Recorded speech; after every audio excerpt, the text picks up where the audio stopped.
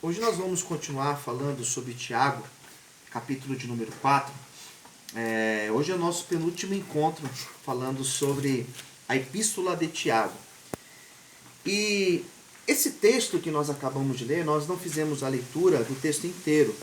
Nós fizemos a leitura do versículo 11 até o versículo de número 17.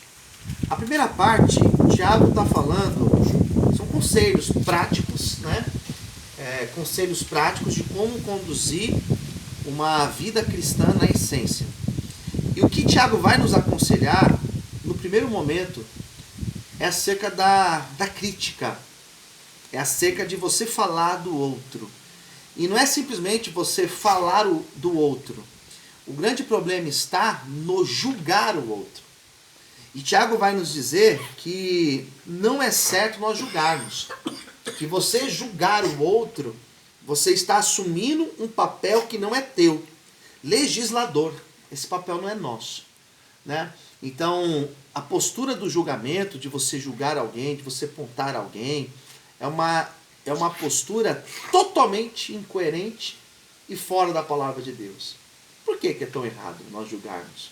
Porque, primeiro, nós somos imperfeitos. Já parte daí. Pode ser que eu não tenha o mesmo defeito, o mesmo erro, não cometo as mesmas coisas que você comete, mas também acontece o inverso. Você também não faz aquilo que eu faço. Então, quem está num patamar de poder julgar o outro? Ninguém. Ninguém pode julgar o outro.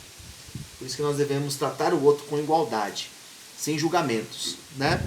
Depois ele vai falar, num segundo momento do texto, ele vai falar sobre a incerteza do amanhã. A incerteza do amanhã. O que nós podemos afirmar acerca do dia de amanhã? O que nós podemos falar acerca da nossa programação para o dia de amanhã? Nós não temos muito o que falar. Nós podemos até planejar, nós podemos até pensar alguma coisa acerca do nosso futuro, acerca do amanhã, mas o texto de Tiago está dizendo que tudo isso é incerto. E ele vai comparar o homem, eu acho que ele faz uma comparação, ao meu ver, muito cruel. Porque ele vai falar que nós somos como um vapor. Cruel, mas realista, né? Mas é muito cruel. Existem textos da Bíblia que comparam o homem como uma erva, como um alface, por exemplo. Que também, ao meu ver, é uma comparação muito realista, mas cruel. No caso do Tiago, ele vai falar que nós somos como um vapor que aparece e daqui a um pouco ele desvanece. Daqui a pouco ele deixa de aparecer. Ou seja, nós somos passageiros. E nós vivemos uma vida que nós não podemos garantir muito acerca do dia de amanhã. O que nós temos é o dia de hoje. E acerca do dia de hoje, nós devemos viver esse momento. Nós devemos usufruir esse momento. Nós devemos pedir perdão nesse momento. Nós devemos perdoar nesse momento. Tudo aquilo que nós temos que fazer, nós temos que fazer para o agora. O deixar para amanhã, o postergar, você anular o hoje para deixar para o dia de amanhã, não é coerente. Porque pode ser que amanhã nós não estejamos mais aqui. Eu não abraçar você, eu não me despedir de você, eu posso estar tendo a última oportunidade de estar contigo. Então Tiago está dizendo o quê? Que acerca do dia de amanhã nós não sabemos. Nós não sabemos. A oportunidade que Deus está dando para cada um de nós é a oportunidade chamada hoje. E por isso que o hoje ele é chamado como? Ele é chamado de presente. Por quê? Presente. É um presente estar aqui no dia de hoje. O passado, a nostalgia do passado ficou lá atrás. Eu não consigo mexer lá. O dia de amanhã eu também não consigo mexer. Eu posso influenciar dependendo daquilo que eu estou fazendo hoje. Mas determinar o amanhã nós não conseguimos. Fizemos vários planos para o ano. Pensamos 1000 coisas na virada do dia 31 para o dia 1º de janeiro. Mas, e tudo que tem acontecido? E tudo aquilo que nós temos vivido nos dias de hoje, o que nós percebemos? Que nada daquilo que nós planejamos, muito provável tenha acontecido. Porque ninguém consegue determinar o dia de amanhã. Tiago vai dizer acerca desse vapor que a vida ela é comparada, e ele vai falar no versículo de número 15: em lugar do que devieis dizer, se o Senhor quiser, se o Senhor quiser, e se vivermos, faremos isto ou aquilo. Então, aquela frase que nós falamos assim, falamos algo e depois dizemos, se Deus quiser, não é simplesmente uma frase que a gente deve falar usualmente, mas ela é uma frase que ela tem que ser uma realidade na nossa vida. Se Deus quiser. Por que se Deus quiser? Porque nós não sabemos como será o nosso dia de amanhã. Então nós temos pessoas aqui que passaram por um processo aqui dentro e infelizmente não viveram o presente. Estavam aqui dentro já projetando depois de 6 meses, já projetando depois da saída e não viveu o presente. E o grande problema de nós não vivermos o presente é que nós não vivemos. Porque o amanhã não existe. O daqui a 6 meses não existe. Isso não existe. Talvez exista, se nós chegarmos até lá. Se Deus permitir, nós chegarmos lá. O que nós temos é o hoje. Eu tenho o meu filho hoje, eu tenho a minha filha hoje, eu tenho o meu casamento hoje, eu tenho a minha igreja hoje, eu tenho vocês hoje. Eu tenho hoje a oportunidade de pregar essa palavra. Pode ser minha última pregação.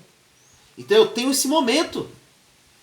Amanhã, bom, se Deus quiser, se Deus permitir, nós não temos o controle acerca do nosso dia de amanhã. Isso tem que ser uma verdade para nós. E o grande problema, já viu roleta russa? O cara coloca uma bala e pá.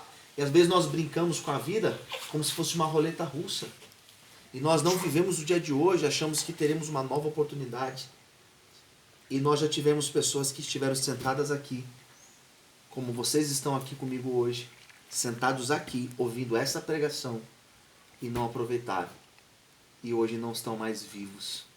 E só Deus sabe como estão. Então assim, nós não estamos julgando, nós estamos entendendo que nós temos que viver o imediato, o dia de hoje. Tá certo? E o último conselho que ele apresenta aqui para nós, ele vai falar o seguinte. Eu gosto desse texto, porque ele fala assim, olha, aquele, pois, que sabe fazer o bem e não faz, comete pecado. Sabe o que significa isso? Isso aqui é muito sério. Porque existe pelo menos 2 formas de nós entendermos o pecado. Existe o pecado que nós cometemos, que é um pecado de você agir fora da vontade de Deus. É o pecado de comissão. Você faz. Você mente, você comete algo, você prejudica alguém, você rouba alguém. Isso é um pecado que você está cometendo. Comissão. Mas existe um outro pecado que nem sempre é lembrado, que Tiago vai falar, que é você saber fazer o bem e não faz. Como se chama isso? Omissão. Então, você se omitir a algo, você se omitir a alguém. Eu tenho condições de trazer um prato de comida para uma pessoa que não tem, e eu não faço isso, eu estou pecando. Mas onde que eu estou fazendo errado? Não é que você está fazendo errado, você está deixando de fazer aquilo que você pode fazer. Isso acontece muito. A omissão, você se omitir, você negligenciar. Eu tenho falado, eu estava até conversando com o Ramon vindo para cá, e eu falava acerca disso, de muitos obreiros que têm sido negligentes à obra. Está pecando? Está pecando. Porque está se omitindo. Aquele que sabe fazer o bem e ele não faz, ele está cometendo pecado. Então, eu peco não só quando eu faço o errado. Eu peco quando eu deixo de fazer o bem, de fazer o certo. Então, o agir bem, isso deve ser constante na nossa vida. Tiago está dizendo a maneira que nós devemos nos portar. Então, só para você recapitular. Primeiro ele vai falar para nós não julgarmos ninguém, porque ninguém é juiz. Em segundo lugar, ele está falando que nós devemos viver o dia de hoje, porque o dia de amanhã é incerto, talvez não exista. E em terceiro lugar, o que Tiago está dizendo? que se nós não fazemos o bem, nós pecamos. Que o pecado não é só você praticar o mal, é deixar de fazer aquilo que você sabe que deve fazer. Amém? Então percebe que Tiago, ele é muito simples, né? Ele resume muito bem o que é ter uma vida cristã. E é esse o desejo de Deus para a nossa vida. Fazendo isso, está tudo resolvido? Não. Fazendo isso é um caminho. Viver uma vida sem julgar alguém, poxa, é um caminho. É um modo de vida. Viver o presente sem ficar deixando para o amanhã, vai resolver todos os problemas? Não. Mas já é um caminho. Já é um caminho que você está vivendo no dia de hoje. Você fazer o bem, não se omitir, fazer o bem, resolve tudo? Não resolve tudo. Mas já é um caminho. Já é um caminho. Porque se nós sabemos, se nós estamos ouvindo a palavra, aprendendo com Deus, aprendendo com a palavra de Deus e nós não fazemos, nós pecamos. Então o desejo de Deus é que nós possamos viver uma vida dessa forma aqui, ó, equilibrada e debaixo da bênção dele. E o melhor lugar para vocês começarem a fazer isso, sabe como que é? É aqui dentro. É viver aqui dentro sem julgar o outro. É viver o dia de hoje aqui dentro. Quantas vezes a pessoa está aqui e ela já está contando? Eu vou sair daqui a 30 dias. Eu vou sair daqui a 29 dias. Eu vou sair daqui a 28. Vive hoje, pelo amor de Deus. Aproveita essa horta. Você não vai ter essa horta na tua casa. Aproveita, tá aqui dentro. Isso aqui vai passar. Você não vai estar aqui a vida inteira. Né? Aproveita essas frutas que tem aqui, né? Porque você não vai ter isso aqui a vida inteira. Não vai ficar aqui por muito tempo. Então, é o hoje. E o fazer o bem, aqui dentro já começa. Aqui dentro já começa. Porque aqui não tem uma câmera com o pastor fiscalizando, a missionária vendo. E se você não faz o certo aqui dentro, quem vai te julgar é Deus. É Deus. Porque eu não estou aqui, a mãe não está aqui, o pai não está aqui. É Deus. Então é aqui dentro que nós devemos exercer o fazer o bem. Né? E esse fazer o bem agrada a Deus. O limpar, o organizar, zelar, o não ser uma pessoa excessiva, isso agrada o coração de Deus. Amém, queridos? Amém. Então é essa a palavra de hoje. Vamos aplaudir o Senhor com bastante alegria. Glória a Deus. Obrigado, gente. Vamos orar?